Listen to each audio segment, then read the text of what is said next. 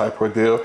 It was you and our classmate Ivan. Oh my God. So take the world through that moment, because I thought I was watching the movie. So you know what moment I'm talking about, right? I know what moment that you are talking about.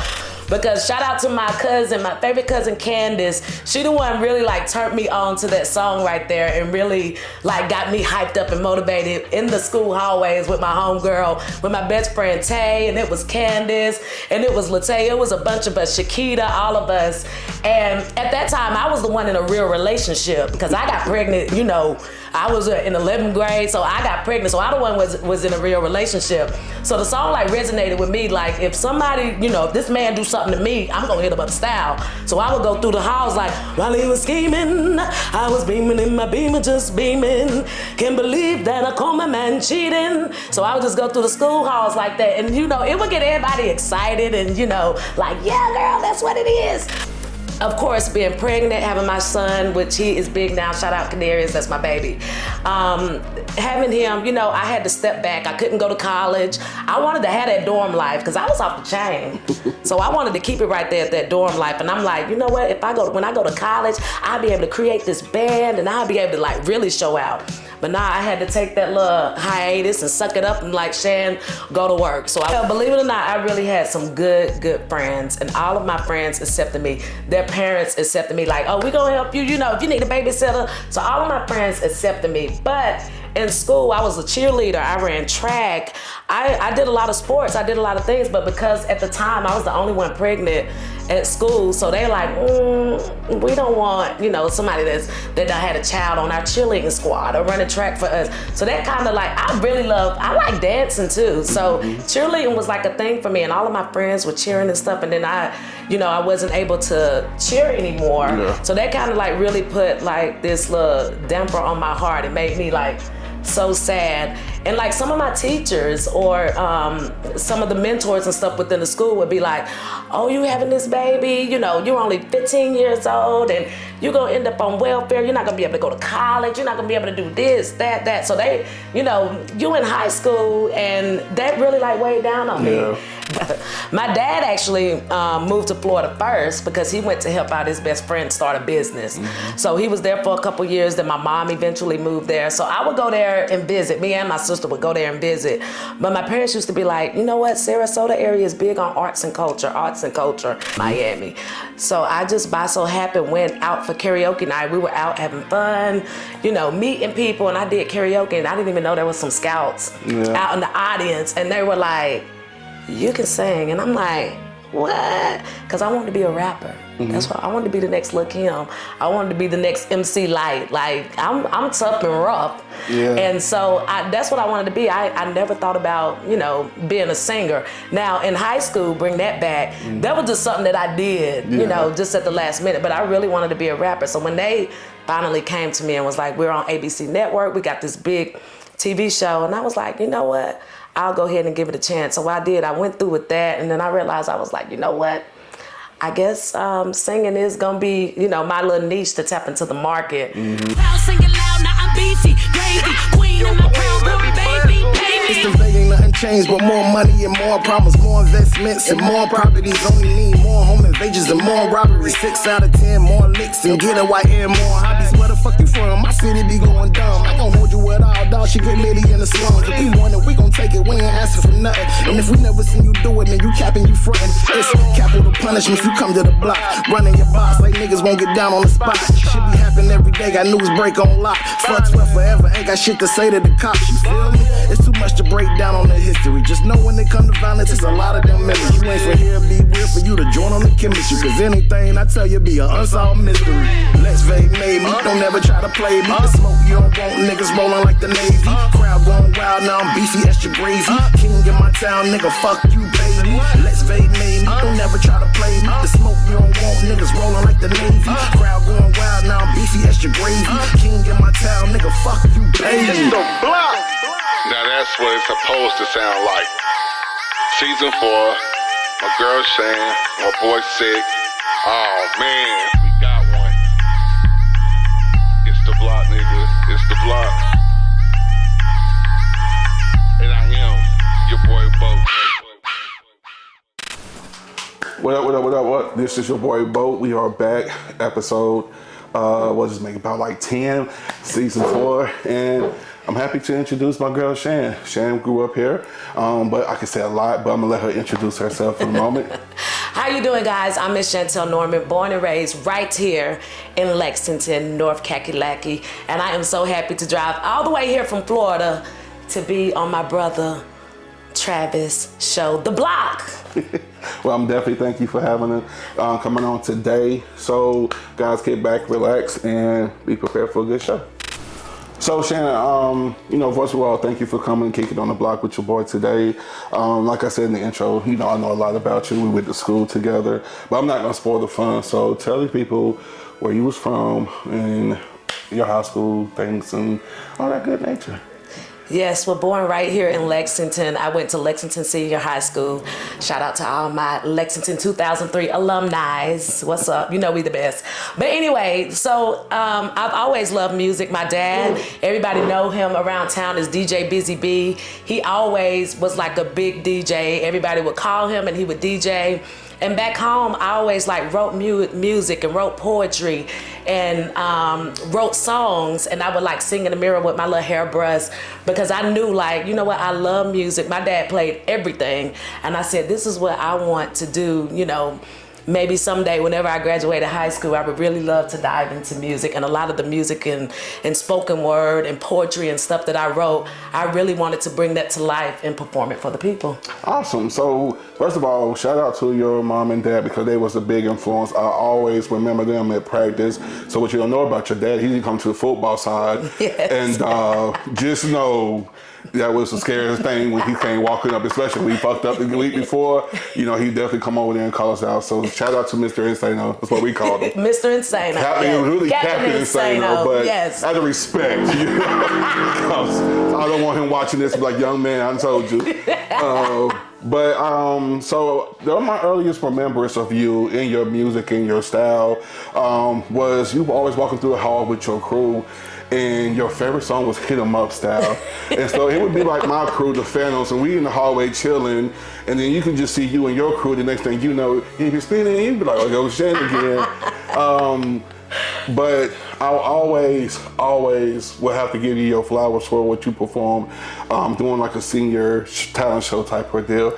It was you and our classmate Ivan. Oh my God. So take the world through that moment because I thought I was watching the movie. So you know what moment I'm talking about, right? I know what moment that you are talking about. But before I jump to that moment, I'm surprised that you brought up Blue Cantrell, Hit 'Em Up style, because shout out to my cousin, my favorite cousin Candace. She the one really turned me on to that song right there and really got me hyped up and motivated in the school hallways with my homegirl, with my best friend Tay, and it was Candace, and it was Latae, it was a bunch of us, Shakita, all of us.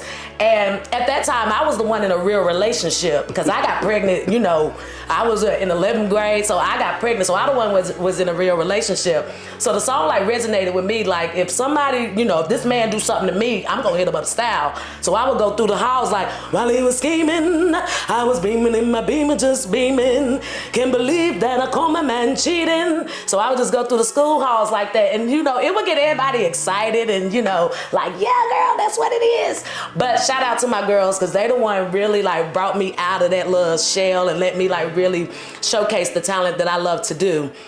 So graduation, it was our last school talent show or whatever. So I love me some Tina Turner. That's why I got on my Tina Turner wig tonight. But I love me some Tina Turner, and I said, you know what, I'm gonna get on this stage and I'm gonna put on me a short Tina Turner dress with all these little shingles on it. And then I got my cousin Ivan, shout out Ivan, he was gonna be Ike, and we was gonna put on this show knowing, we in high school, so a lot of people ain't know much about Tina Turner and how big of an icon, how big of a deal she is. Shout out to Tina. But I got right up on that stage with my short dress on, and I remember all the guys sat in the front. I was all my classmates sat up in the front, and I just busted out with some Tina Turner. You know, every now and then I think you might like to hear something from us nice and easy. And then we just shook it, and Ivan was the Ike back there in the back, and I had my girls, Kylie, shout out to Kylie, Frida, all of them were like my backstage dancers, and we put on one of the best shows. And some of the teachers from high school, they would still talk about that show that we put on, because they was not prepared for me coming out in this short dress in high school and standing at the edge of the stage with all these little young guys ready for whatever showing out. So yes, that was a big moment. That was a big moment, but that's why I have to give your flowers, because I think that moment prepared you for where you at today. Because guys, I can't express enough with, we probably had social media back then that probably had went viral, because literally Ivan is literally sitting there rolling. Yes. And you know, then all of a sudden, like you said, you seen Callie, you seen Free, you seen everybody run out and start doing the dance. And so it was like at that moment you turned everything up. But it seemed like after that moment you kind of disappeared on us. What happened? Now I do know earlier you mentioned about getting pregnant. Yes. So was that the moment that you was like, okay, I want to finish school with you guys, but mommy got to do it first? Yes. So in 2001, I kind of like disappeared from high school. I didn't like stop school. I went to Davidson County Community College. Shout out to them, because they helped out high schoolers like me, you know, single women, young women. They helped us still be able to continue going to school and continue to get our credits. I actually gained a lot of credits in the community college, and I was able to graduate early, but I said, no, I gotta graduate with my people. I gotta graduate with my 2003, you know, class. So of course, being pregnant, having my son, which he is big now, shout out Canarius, that's my baby. Having him, you know, I had to step back. I couldn't go to college. I wanted to have that dorm life, because I was off the chain. So I wanted to keep it right there at that dorm life. And I'm like, you know what, when I go to college, I'll be able to create this band, and I'll be able to like really show out. But now I had to take that little hiatus and suck it up and like, Shan, go to work. So I went and worked at Dairy Queen. I used to have Kadarius in the little baby cart with me. Thankfully, the owners at the time, they would let me come in and have Kadarius there while I'm making everybody ice cream and stuff. So I took that little break for a few years to really like, you know, bring him up and raise him alongside with his dad, Kevin, and Kevin's family. So that's what I did. And today he is just like the greatest joy of my life. He the one brought me into this motherhood. He the one made me become a woman early. While I wanted to hang out with my friends, he the one like, you know, was the one like, nope, this is what you got to do. And I said, I accepted this responsibility, so I got to stop everything to take care of it. Now, as being a teen mom, you know, so many people glamorize it from what they see on MTV. So, but from your eyes, what was it like? Like, did you become alienated, or was it like to a point where like your friend's mom was like, nah, you are a girl, but you know what I mean? Because so many get that stereotype, which is not fair, because nobody, you know, we all young, and don't alienate me because of something that I choose to do. You know what I mean? Was it in your moment that you ever feel like you was being that outcast, or did everything still flow like, girl, we got your back no matter what, fuck the world, you still are Shan? Well, believe it or not, I really had some good friends, and all of my friends accepted me. Their parents accepted me, like, oh, we're gonna help you, you know, if you need a babysitter. So all of my friends accepted me. But in school, I was a cheerleader, I ran track, I did a lot of sports, I did a lot of things, but because at the time I was the only one pregnant at school, so they're like, we don't want, you know, somebody that done had a child on our cheerleading squad or running track for us. So that kind of like, I like dancing too. So cheerleading was like a thing for me, and all of my friends were cheering and stuff, and then I wasn't able to cheer anymore. Yeah. So that kind of like really put like this little damper on my heart. It made me like so sad. And like some of my teachers or some of the mentors and stuff within the school would be like, oh, you having this baby, you know, you're only 15 years old and you're gonna end up on welfare, you're not gonna be able to go to college, you're not gonna be able to do this, that. So they, you know, you in high school, and that really like weighed down on me. But it taught me though that I can't listen to what nobody else say. Like I have to do me, because if I sit there and listen to what everybody else say, I won't get anywhere. So that's why to this day, nobody can't tell me nothing about Shantel Norman. If you gonna try to down me, Shantel gonna try to like prove you wrong. Oh, yeah. So I still hold that up to this day. But that's why I teach a lot of, or mentor a lot of teenage girls back in Florida to let them know, like, you know, don't let things like that, those stereotypes, like keep you down because you don't. You got to just, you know, prove them wrong. You got to be a testimony. You got to be a story. So yes, I did have that a lot. But my friends, I had some good friends. We still good friends to this day. Even though I'm in Florida, we still talk all the time like we never left each other. And them the type of friends you want to look for. Someone that's going to be by your side. And I will say, though, those been my dogs in school. Yeah. You know, they ain't tight like y'all. But in the words of y'all in it. We in it. That was one of the best phrases ever. Outside of like what me and my crew do, that's why I said like I'll fuck with y'all and y'all crew. But you touch bases on something that I don't think a lot of people understand. What happens in school is the mentors and people that you actually look up to that comes from our community. How they look down on you because of your situation.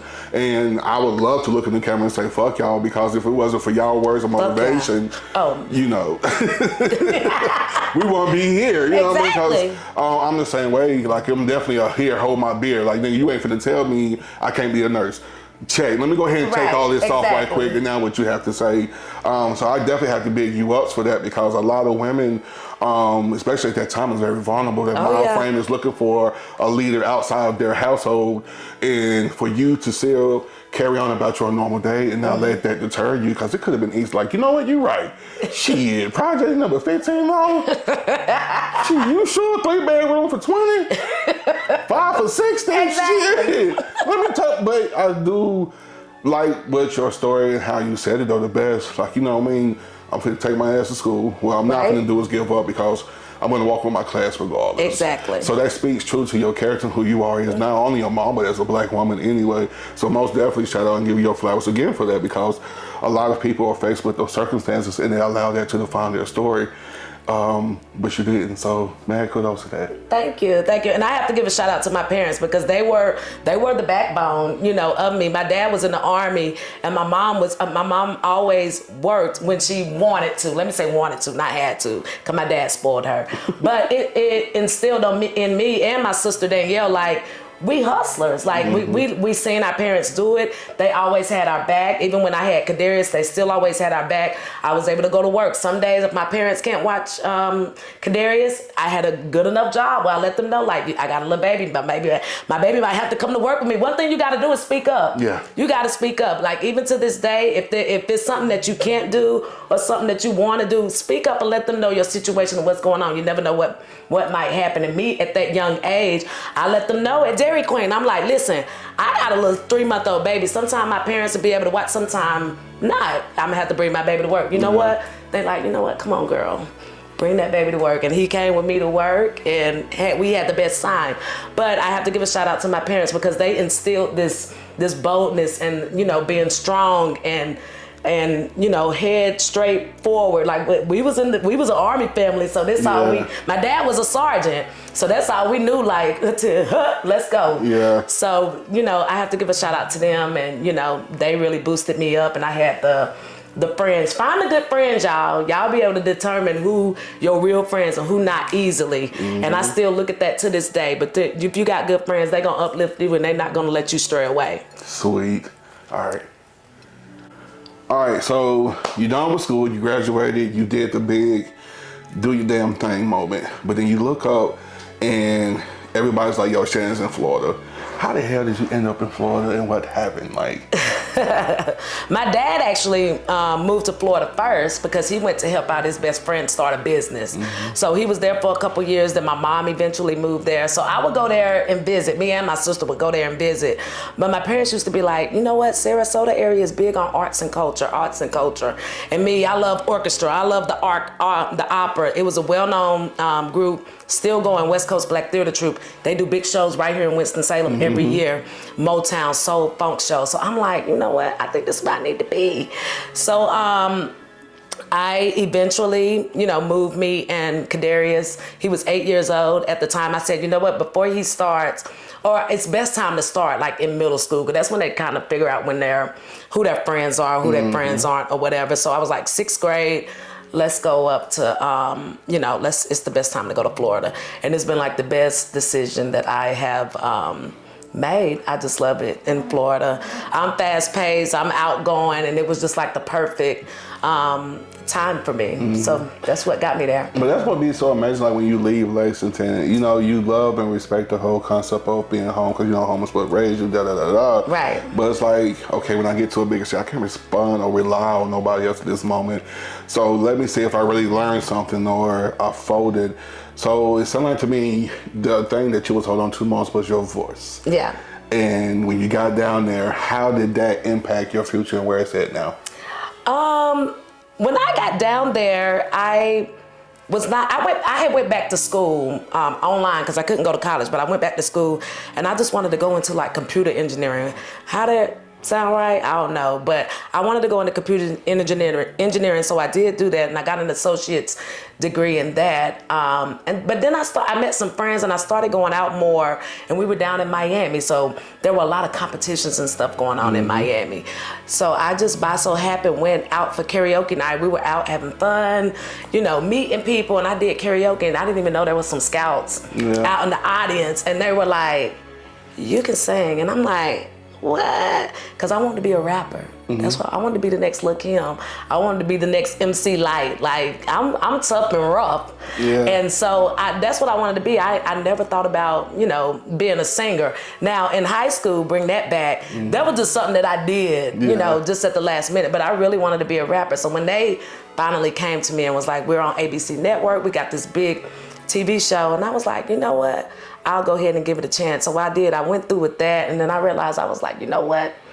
I guess singing is gonna be, my little niche to tap into the market right in Florida.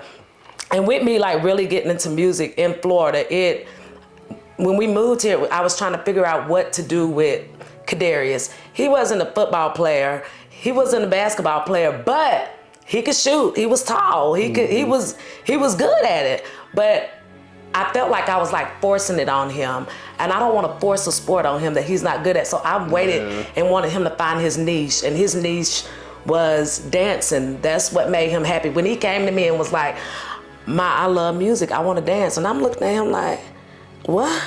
You want to dance? Where you get that from? But I remember how people looked at me back in the day when I used to be like, I want to rap. What kind of dance you do? So he, believe it or not, a very popular ballroom salsa dancer. He had the opportunity to when he won the scholarship where he was able to dance with the National Dance Association and travel the world to teach ballroom dancing and everything. But COVID hit. Goddamn COVID. So right when he graduated, that COVID hit, and they were down for a few years, of course, as a lot of places and things were. And so that kind of like took a hiatus on that. But that's what really brought him out of his shell. Like I was instilling all these sports and stuff in him. You're gonna do this, you're gonna do that. But he wasn't happy. And I remember it was me, like, I wanted to rap. I wanted to, be a cheerleader. I wanted to do track. I played basketball, I played baseball, but I knew that wasn't what I wanted to do. So I was like, you know what, I'm not gonna force that, on my kids. And he excelled in something that I totally thought that he would not be doing. I feel you, because as a sports player myself throughout high school, all my children, so you're gonna pick up the basketball, right? Yeah. You sure? Practice start tomorrow. I know the coach, so you good, you got shoes. But I had to let them do their own thing. But what I'm not going to let you do is get past, because that was like the second time I seen you in a long time. It was actually on national TV. Oh, yeah. Doing the karaoke shits. I'm like, wait. You know what I mean? Like, I'm telling at the time to show you, I'm kicking with like, yo, that's my classmate. She's like, oh, niggas always say that shit because we look good. Like, no, that's really my nigga. And it just so happened, Lex and I pop up at the bottom. Right. And it was like, I told you type moment. So what exactly was that was like? Because that was not your only TV show that you actually made it to with your vocals. No. But that was the first time that you was in the limelight for your vocals, outside of what you get, from karaoke and the talent shows that you were participating in. So the nerves, because from what I saw, I know on TV and then what's actually going between you, going on, as it's going on, is completely different. But what was that like once that light hit you? Because, I think you should have won, but. I ain't gonna be biased, but you know. What show you was on? American Idol was on? Okay, the first show that he is talking about is called Karaoke Battle USA. So it had like NSYNC was the judge, one of the Joey Fatone for NSYNC. Carrie, I can't remember her name, but you can look it up. It'll pop up. But it had a lot of well-known, judges on there. And as I said earlier, me going down to Miami doing karaoke, that one of the scouts in there, he was the producer for the TV show that was going to be airing like within a year later. And so, oh my God, I lost track of thought. The producer. Yes. The producer was actually the producer of Karaoke Battle USA that was on ABC Network. And it made me figure out like the politics behind all of those TV shows. So he came to me and was like, you know what, I'm gonna go ahead and put you in the top 10. And I'm like, don't I gotta go through the auditions with the thousands and thousands of people? He said, nah, you good. I thought it was like, I'm like, yeah, whatever. But they sent me an email, they sent me a ticket, and next thing I know, I was flying all over the US to compete against all these other people. I was in the top 10. And it made me realize about a lot of those TV shows, like it's all politics. Like scouts go out and see, they already know who they want in the top 10. They just want a story. And I had a story at the time because my youngest son, I was a teenage mom and how I came out of Lexington and now on this big stage. So they loved that. So that was the first TV show I went on. Karaoke was not my thing, but again, this was something that we just... You ever watched the movie Hunger Games? Yes. And they do that on Hunger Games. They got to build your profile. Right. And likable. This is crazy. Yeah, go ahead. Yes, and so it is something like Hunger Games. And... with me doing that, I ended up winning number 2 in the U.S. as the best karaoke singer, even though I'm not a karaoke singer, but I ended up winning number 2. And to tell you guys a funny story about that, because it was nerve-wracking. So my finale, I know this might be TMI, but I keep it real. My finale, I came on my period. And I had on this short dress, remind you of Tina Turner. And I didn't know I was coming on my period that day. And it, like on stage, we was in Hollywood. The room was packed. Goosh. Oh.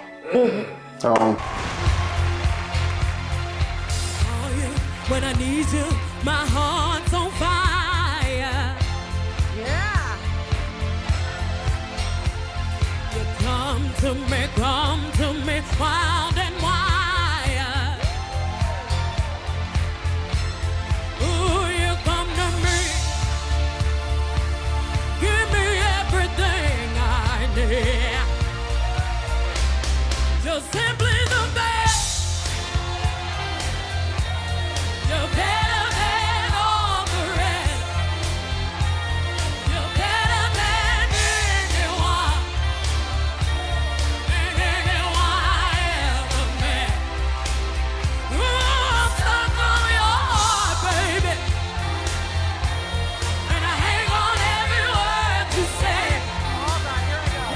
Don't tell us On TV? Listen, but everything was pre-recorded because remember we recorded this stuff like 6 months. I just had to keep quiet about it, but all on the stage, everywhere. That was my most embarrassing moment of being on a national TV show. Most embarrassing moment. And who won over you? I don't even, her name was something. I'm farther than she is.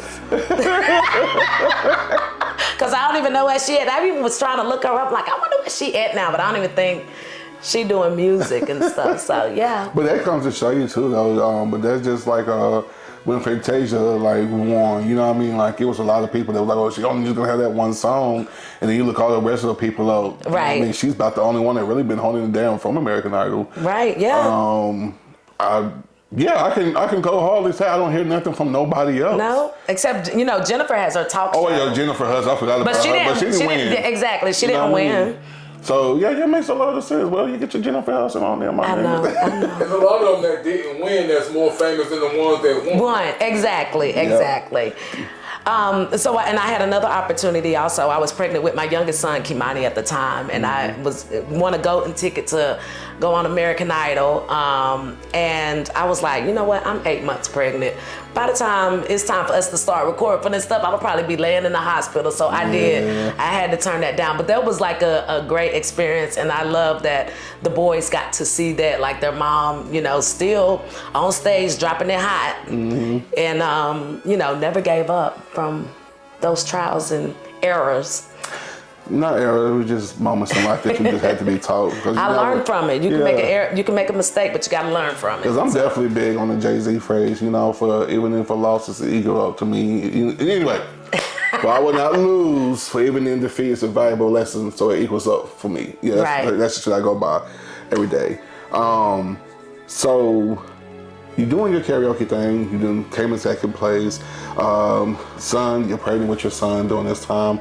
But then you look up and then like you're starting like one of the dopest fucking bands in the South. Like, and not just any band. You set out to say, you know what, I'm gonna break a mold. Either this shit gonna work or it's gonna be a lesson. Right. And for those who know what I'm talking about, Miss Shan is the lead singer for the John Moving Band, which is a reggae band coming out of South Florida and actually taking the world by storm. I'll be seeing every time I look up, you're not in Florida. I know. So, you Jamaica, a reggae band, excuse me. Yeah. What the fuck? How was that? Oh like, my what? goodness. Like, was that one of those? Let me just think out the box and let me just see what I can throw something on the dart and make it land, or was this something like pre-planned with you and your son's father?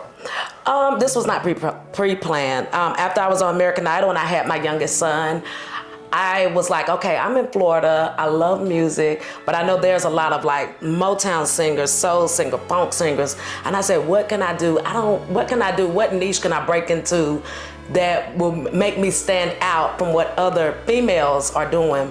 So I was doing my research and stuff. I said, you know what? I have not found a lead reggae singer, and I love reggae music. My shout out to my girl Shantel White. She know we used to love that reggae buju, and we be on our heads popping it like we at a dance hall. Don't worry about it. Okay, but we'll come back to that. Don't worry about it. Definitely used to run to the party, hit the floor first. Yes. Used to be like, look at Shannon Tate. I remember, and side note, I remember one time we was at a party, whatever, they played reggae music. I had on a wig, because I always stay with my wigs on, but I had on a wig. Next thing I know, it was like getting crunk, and my whole wig fell off in the middle of the club, y'all. In the middle of the club, but I still was working it though.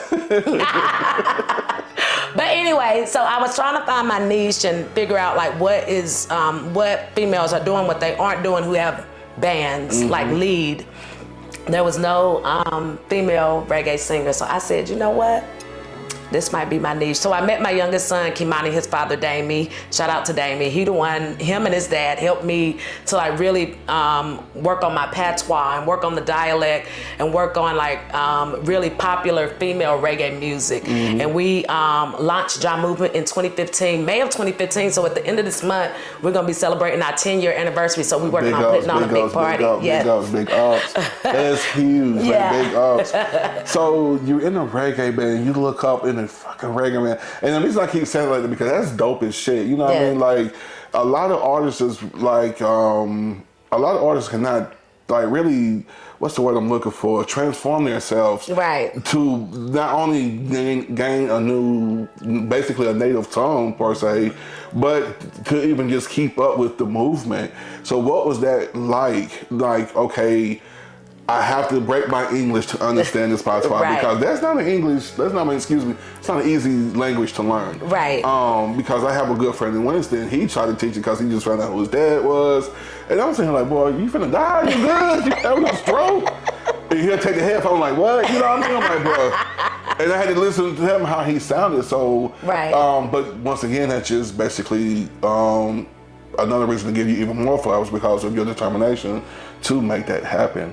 So along that journey, what was it like actually trying to get Job Movement off the ground, at the same time be a mom, and at the same time basically walk into a whole new world that you only seen from the outside, but now you're on the inside of it? Oh my goodness. So when I had Kimani in 2012, that's when Damie, my son's father, and his dad, I would just go to their house and we would just like work on this music. This was before, it took me a couple years to really like learn a dialect, learn how to the women move and everything, and eventually I got it. So a year before we launched Ja Movement, I used to do like small performances with Damie's dad. He used to have the group Democracy, so I used to come in and be like this special guest singer from Lexington, North Carolina. That was the big thing.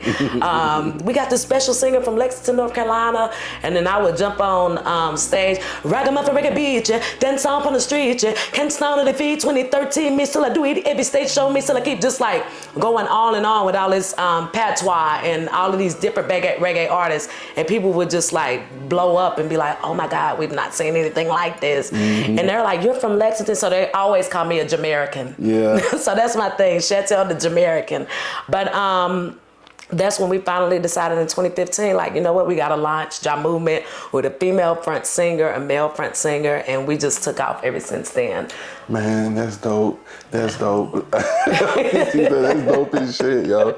I'm sitting over here amazed because I just love when you get into your spiel because that's who you are. And I see you light up when you talk about music. Oh, I love seemed it, like yeah. that was like another escape that you hadn't even really thought about. And when you're presenting this stuff, you're like, you know what, man, I ain't finna let this slip past. So, Ja Movement is finally it's finally moving. What was that like to actually go to these clubs and try to get inside of these clubs? Was there any like stoppage, or was there like any type of resistance towards Ja Movement? Right. Especially when you're presenting this to other communities that's not really life is. Right. So we got a lot of no's in the beginning, and the reason why is because of course, you in Florida, so of course you're gonna have island music. So you have a lot of the older island music, like Bob Marley, your Peter Tosh, your Beres Hammond, and everything like that. So me coming in young and ready and full of life, I'm bringing in all like the dance hall. So a lot of venues wasn't ready for that because they look at reggae music, dance hall music as drugs. When I say drugs, I'm talking about marijuana. But listen, marijuana is the healing of the nation. But they looked at it like that, like, oh, you're gonna bring in the crowd, you know, that like to smoke weed and this, that. So we got a lot of no's in the beginning. We got a lot of no's. But it took like loyal venues like the Gator Club. We've been at the Gator Club for 10 years, ever since we started. That was the first club that hired us as a group and consistently every week. So it took us to keep posting. We're at the Gator Club, we're at the Gator Club. So now the name started getting out there. So now all these other venues that kept telling us no, they come to us now and be like, can y'all come over my way? Because, you know, reggae music is all about love. It's all about joy. It's all about unity. It's all about bringing people together. Now, yeah, I like my little dance hall, and I like my, my rock, soul, reggae music and everything like that. But if you think about it, it's still all about love and love yourself and caring for yourself and everything like that. So we started doing that, but then I realized as popular as we get, it was still like something in me like, I'm really not fulfilling myself. Shan ain't fulfilling herself. And if I'm not fulfilling myself, I got to figure out what it is. So I knew my fulfillment is still doing R&B, Motown, soul, funk, and hip hop. So I was like, you know what? Hip hop isn't big either. They don't want no hip hop artists, live bands at no club because they think of it as fighting. Yeah. So I was like, you know what? I got this popular reggae band. I could slide all of this in there. So I slid all that in there. And now everybody calls us. And if we're only doing reggae, they be like, can you do some Lauryn Hill? Or can you do some B.I.G.? Or can you do some this and some that? And I'm like, look how all of this have like changed now. And, you know, if you just stay consistent, you know, people eventually turn around and be like, all right, yeah, we'll bring you on the And it's amazing that it took from you to go down there and teach them something, because all I was hearing as you was telling that story was people listen to the music but not the words. Right. Because if you listen to the words, you would have been more than welcome to invite this group into my club, because I know the people will follow them. Right. So it took for you to go that route, which it seemed like it paid off, which thank God at the end of the day, because that is kind of dope, because I've seen your videos and stuff and they all don't look like us. So I can only imagine how it feels. You up there doing Lauryn Hill and you look up and it's like the one, you just know she worth a couple of $100 million, but she's singing that shit word for word with you like, oh yeah, see you going through man problems too, baby. Come on, exactly. They love when I throw that Mary J. Blige out there. I was just gonna say, Because you did like a couple of tributes to Mary J. Blige. Yes, and they sold out. And believe it, the sold out concerts was the people of not of our color. Believe it or not, the ones that bought the tickets immediately, they was the other color. They was in there for that. But they usually be the other color though, because they don't mind. You know what I mean? Like whenever sometimes I talk to them about rap, and I'm like, you know what? I'm glad we don't gatekeep sometimes. Like sometimes I'm glad other cultures get to experience that. Well, the only time I hate when we don't gatekeep is because you listen to this Nas song, now you think you understand me because nah, my nigga. Exactly. Nah, I'm glad you know this Nas song works, but don't think you understand me because of these lyrics, because you're still over there. Just, you're good over there. But the tributes you did to Mary J, has she ever like reached out to you like, yo, you doing your damn thing, keep it up type of deal? Listen, I wish. I'm waiting. Yeah. But I still be at all her shows. Me and Shantel. Yeah. Tay, my BFL, we'll like go to buy front row tickets to her shows and we be there ready. But I'm ready for that. Mm-hmm. I'll probably be in tears. I don't know. She'll probably fuck around and let you lead the whole show though. I know, right? Because, let me open up for you. That would be so Let me sing a song for you. Right. So you're breaking the stereotypes in Florida. What is that like with you in the community as well? Because I see every now and then you go from this beautiful singer to a beautiful congresswoman type of speaking for the town of this Sarasota. I'm like, wait, is she in politics? Like okay, like my lady, not only does she sing, but now she's on the news channel. What do my girl got going on today? So did that help transpire you into the community like that? Like kind of like slingshot you into the community opportunity, excuse me. Right. It did. And it's so funny you said it because a lot of people do ask me this question like, how you be like on stage, like dropping it low and showing out, dancing on the bars and all that stuff. And then you'll see you on Monday at a commission meeting giving a speech like it's not. And I said, you know what helps me to break through those doors is I've never changed. Like I'm always myself. Mm-hmm. If I got a big Tina Turner a wig on at the show, I'm gonna have it on at the commission meeting with an outfit on probably like this. And I'm just like very much myself. And I said, I think that's what people realize, like, you know what, I like her because she's not trying to, dress up and gaslight and do this, for us. She's just herself. And I think with me being myself, a lot of those elected officials, they see how the community gravitates to me. So they like, okay, if we bring Shannon to speak, or Shannon to, it can be a Republican Party, a Democratic, Shannon to sing the national anthem. I know, the community like really backs her and they see what she do. Mm-hmm. So she's gonna make a difference. So I always tell people, just like, be yourself. The way I'm talking to you now, I go in the commission meetings and be like, yo, what y'all doing? What? Y'all know that ain't helping the people out. Like I'm just very much the same. I can't be nothing else. Nothing else. No, I feel that's how I'm in the union shit too. Matter of fact, sometimes I'd be like, oh gosh, here you come. Please make sure today everything is intact. Make sure this paperwork match your words. Right, exactly. Because y'all know he ain't gonna say something. You know he gonna say something. So right. I feel you, because that's the only way I can be. I'm gonna be both regardless. Right. I know when to shut up and take my back seat, but at the same time, don't invite me to something and say, oh, you can speak, and now you mad that I ain't got that chance to speak because, I'm liable to start a riot outside. Because pay these people what they deserve. I fight for the people, and especially my people. Yes. Let's get it right. Yes, especially our people. That's a beautiful thing.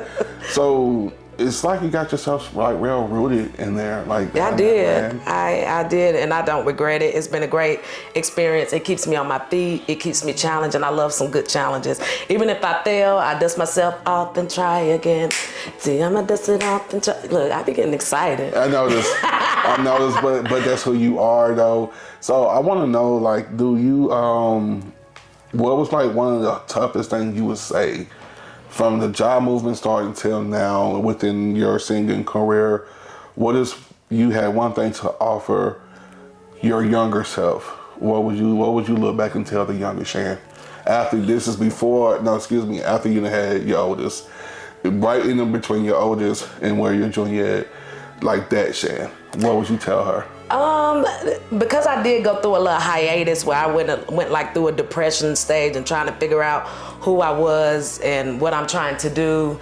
After I had my oldest son, I think I would probably tell myself, like, pick your head up and look to the sky. I wish I would have just like kept my head up and just looked to the sky instead of getting like in this dark moment and feeling like, you know what, my life is over. Yeah, right. So that would be my thing to like keep your head up, Shan, and keep it to the sky. Love it. I think that would really like I probably would be further than what I am today, but I don't regret any of these experiences. And it seems like you shouldn't, because at the end of the day, look where you're at. And sometimes we have to think about that, you know, in the midst of the journey, of our journey as well. Right. You know, we got to understand that tomorrow will come, and we got to live in the present. Mm-hmm. So if today is us teaching me a fucking lesson not to trust this person or take that L for today, now and tomorrow I know not to give this person any more information other than, no, I don't know what's going on. Right. You know what I'm saying? Like, no, I don't know shit. You know what I mean? I think we have to remind ourselves just to still live in that moment. Right. Because tomorrow could be even better than the day before. And then, so what, you got to still sweep your front porch tomorrow. Okay. You know what I mean? But at least be alertful and enjoying the fact that you get to sweep your front porch tomorrow. And I want to piggyback off that, because my homegirl, she's my Florida BFF. She's actually from Charlotte, and she moved to Florida. Mm-hmm. But she the one who drove me here today to be with you. But as I was telling, her son knew that we was coming over here, and I heard him say to his mom, like, gosh, Shantel is always just like doing something, doing this. I know she got to be tired. I know she needs to like settle down. And I said to him, I said, settle down for what? I got one life to live. I'm still in my right mind. I'm still up. I'm still healthy. I'm able to move how I want to. Why would I settle down? Because I might not be here tomorrow. Mm-hmm. Or I might be in my grave or laying in a hospital bed and be like, damn, I wish I would have did that. Mm-hmm. Damn. So I'm like, I live in the moment. As you said, I live my life in the moment. When I leave here, I'm leaving out at 3 a.m. to go do a show back in Florida. Like, I just live in the moment. I mean, there's no reason for me to calm down. You should, because I'm telling you something. When I got into my car wreck and that shit took my life, I'm healing. I ain't had no voice. I can barely move. God. I'm sitting here like, man, I can't even talk again. So it was like, as soon as I got back right, the first person I called was me, like, boy, let's get back started. And he was like, nah, you just died. You had a real bad car wreck, sit your ass down. But in the midst of that, I learned who to keep in my circle, who to keep out of my circle. Exactly. Because it was like before the wreck, I couldn't keep niggas off my phone. I couldn't. Shirts was popping, motherfuckers was, But after that wreck, it was like nobody was picking up the phone. Oh. And then when they finally do pick up the phone, you know what I mean? It was I'm too busy for the moment type shit. Like, damn, word. All right, cool. So, my phone went from like 1,000-something contacts to like literally 6. Right. And I'm okay with that. Yeah. You know what I mean? Because I'm okay with that in the moment, because whatever. So look where you at now. Yes. And believe it or not, you're making a difference in the community. I do watch the blog, and stories that I didn't even know about for you to put out in the forefront. And I'm like, dang, I didn't know that person went through that or went through that. So it's like, I love that. I love to learn more about my community, especially somebody that's miles and miles away. So I appreciate what you're doing also. Oh, well, thank you. Because, the overall object is to give people the platform for it to be heard. Because a lot of people, they have so much shit to say. Right. And, the most ironic thing where I thought about the block was, growing up in my days, where, there's a lot of people don't know about me, but, you have to be like the immediate crew to understand that I was homeless. And, it was like I had to be on the block because I ain't had no choice but to be there. Right. And, I wanted to be cool. It was like, motherfucker, where else am I go? And so it was like I was sitting at work. I was working at Nova Hospital in Matthews. I'm just sitting there, and my nurse friend, she was like, nigga, what do you want to do with your life? Because this ain't it.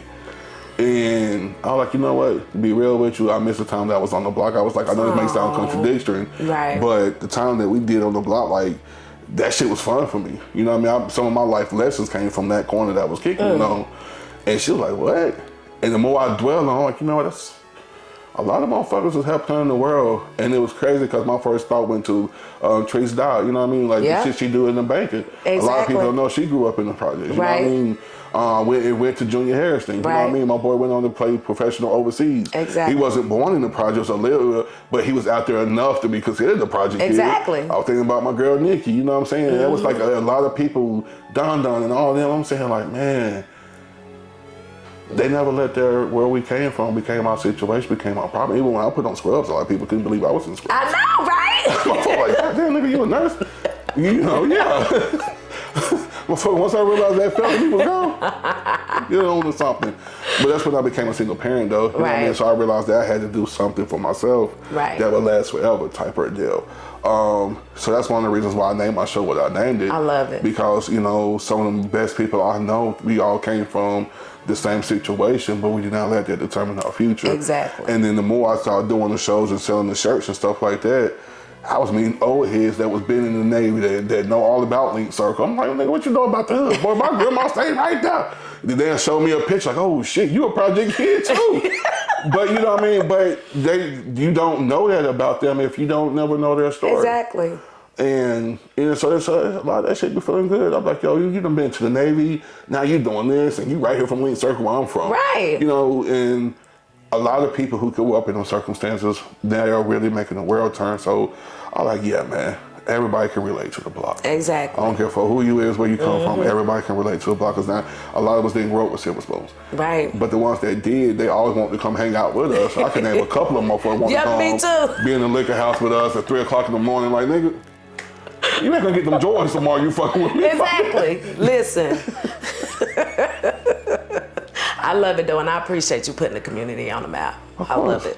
Of course, because everywhere I go, you see I got my merchandise. Yeah. I think I probably only wear like another name brand, and that's just like my dress up shirts. Right. That is all. Other than that, you just got my own. You gotta give me a shirt. I got right? you. Yes. I got you. But I want like a 4 or 5X because you know I'm gonna turn it into a dress. No, I got you because I'm actually thinking about it and working on some new stuff anyway. So I got you. So, first of all, thank you for coming about the block. Now we're in the part where we just pretty much land the plane and just tell the world what you got going on, what you got coming up. I think you just mentioned something about a 10-year anniversary coming up. So just touch bases on that and, you know, just let the world know what you got going on. Well, first off, I want to say thank you for having me on the block. Thank you for letting people hear my story that a lot of people did not know or probably didn't, you know, expect. So thank you. But yeah, so for my band Job Movement, believe it or not, we started 10 years ago on May the 29th. And I just realized, wait, when is this airing? Well, no, I can just say 10 years this year. Yes. Okay. So, where you want me to start at? About the 10-year. Okay. So believe it or not, Job Movement, we're celebrating our 10-year anniversary this year, and we're so happy to, you know, be able to expand throughout the U.S. and become more and more popular. This year, a lot of people has been asking, shout out to my cousin Darrell Anderson, y'all might know him as Sebastian. He's been asking for a solo album for me for years. So I am releasing an epic solo album this summer, and it's gonna be a little bit of everything from reggae to dancehall to country to R&B to Motown to soul and hip hop. So people gonna be able to listen to whatever they like and feel the vibe. So I'm excited. I'm excited about the future, and I'm excited to continue to put Lexington on the map and let people know that I'm right here from the Vague. That's dope because I think that's the most powerful message when people watch our shows. It's the message I try to get to them. No matter how small this city is, man, the world is big, and we definitely can leave our stamp because you and I are a replica or a representation of leaving our stamp somewhere to make people want to rush to Lexington just to see what it's about because they meet people like us. Yes. So for all of the social media people that's going to come finding you, they want to just hunt you down after they see your beautiful face on this show, just let the world know where they can find you and what social media sites, and you know, if you got anything on iCloud, iTunes, whatever that iPhone stuff is. And, you know, I'm an Android man myself, so I go YouTube Music and things of that nature. Right. So where can your artists, your fans and future friends find your music at? We're everywhere. So I always tell people, you know what, if you just Google Job Movement, J-A-H Movement, it'll pull up every single platform. Or if you Google my name, actually, Shantel, S-H-A-N-T-E-L, V as in Victor, Norman, everything pops up. It's so much easier to do that. Whatever your digital musical platform is or your social media, you'll be able to find us that way. Awesome, man. So, guys, it has been real. This has been a beautiful, beautiful conversation. Once again, thank you for coming to Kick It on the Block. I am your boy, Bo. This is Miss Shantel, and it's been a place. Lex Vague, baby, where the smoke stays sweet. Barbecue oozing through the gaps in my teeth. Dunbar roots, little Shan with a spark. Now the school shut down, but I still left my mark.